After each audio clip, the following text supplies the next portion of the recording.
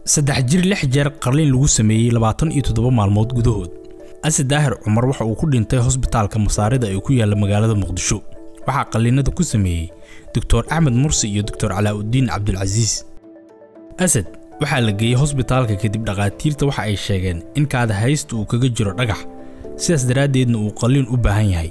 Daahir oo ah aabaha dhalay Asad waxa laga saxay in wiilkiisa kaada haysta laga qali doono, balse waxa qalliin looga sameeyay jirka qaybihiisa kore iyo meelo kale oo aan shaqo ku lahayn kaada haysta sida ka muuqata sawirada Asad.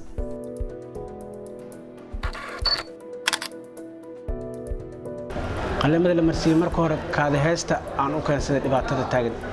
Raaja la diray, raajaan soo saaray, kombiyuutaraan saaray, wuxuu yiri wax oo macnaha oo dhibaato leh unugan haystaan ma jiraan. meel yar oo xidid hataa ma oo haysto kaada haysto dhagax iska fadhiya markuu taagan yahay dhibto isku aadina dhagax markuu seexdana kaadada ma dhibayso. qalliin waayo basiid waayo yiri. wali wiil oo meesha ka shaqeynayo Cabdiraxmaan Liira wuxuu ugu sheekay in laser lagu qalay hataa uu sheegay dhibaato u salaheen. wax lacag oo waxaan ku heshinay $260 lacag. $260 lacag aan dhiibtay 6 bari oo jiifaayo iyo 200 lagu qalay. bisha 5teeda qalliin lagu bilaabo markii bisha 5teeda la qalay bisha 12deeda cunuga qalliin labaad oo galay. maxaa sabab markaan dhahana maxay dhaheen caafimaadkiisa ku dadaalayna. waxay dhaheen cunugan caafimaadkiisa aan ku dadaalayna uu dhimi kara uu nolol kara waraaqdan saxiix. maxaan ku saxiixa waa la murmay markaan la murmay odayaashii waxay dhaheen aan ka dhashay cunuga inay caafimaad kugu qaadanay hataa macquul ah u saxiix. sidii aan ku saxiixay markii 22 bisha hadan bisha 7 22keeda qalliin saddexda hadan lagu sameeyay oo la leeyahay mandhiciriha banaanka soo wada bixin. colostomy waxa la yiraahdaa ma aqaan aniga banaanka oo ka xaaraa loo sameeyay mandhiciriha joogso waayeen. qalliin saddexda hadan loo baahan yahay ina saxiixda loo baahan yahay war ma saxiixaan dhahay. odayaasha isku imaanay odayaashii wada hadleen aniga waxaan u qaatay in ninkan dibadda loo qaaday.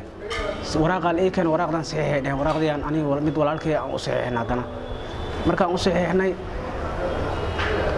wixii ka dambeeyay qolka ICU-da la geeyay cunuga oo emergency-ga macna kooma oo galay oxygen iyo waxba lagu xiray mandhiciriya maalinkii hadana soo bada bixin qolka ICU-da soo ku jira mandhiciriya soo wada bixin geedka xaarka ay u sameeyeen oo ku aruuray qolka dhaxdiisa hadana camiil loogu sameeyay cunugii wax saxiix ah laga la tashtan ma jiraan.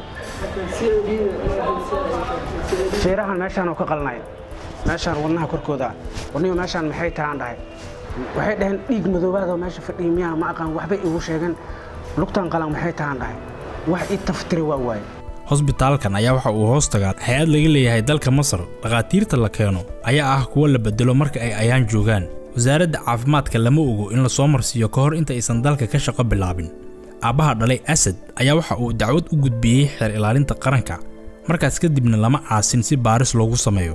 hoggaanka baarista dambiyada CID-da waxay warqadan u qoreen hospitaalka si wax looga weydiiyo dacwadda lagu soo oogay. warqadan marka ay soo baxday waxa si hoose u heshiyay hospitaalka iyo taliska CID-da waxaana halka ku hakaday dacwaddii socotay. 13 maalmood markii uu talaajad ku jiray Asad ayaa waxa warqadan soo saaray isla xeer ilaalinta oo amartay in la aaso. taliska baarista CID-da, xeer ilaalinta qaranka iyo hospitaalka Masaarida waxa la tuhunsan yahay inay iska kaashadeen qarinta iyo baabi'inta dambigii dhacay. waxa uu cunugana dhib soo gaartay dhanbu afkooda waa diideen inay soo marto. dhibkan anagu naga yimid dhanbu waa iska ilaaliyeen. cadeemankii lagu hayay iyo waxaan oo qalliin maxaa loo keenay markii la dhaana kullay maamulka ayaga hadda waxay ugu jawaabeen ma laha. maray dhahan xalan keenayna iyo maray ayaga danooda gaarka ay bursadaan bis wax hal oo hadda aan ka haysto ama cunugaas xaqiisa ma jiraan. والله إلهي حقي سوى إحنا مريان واحد أو أنا سجن أو أنا هستو حلقة مجرم. لو تدا سامش كويس.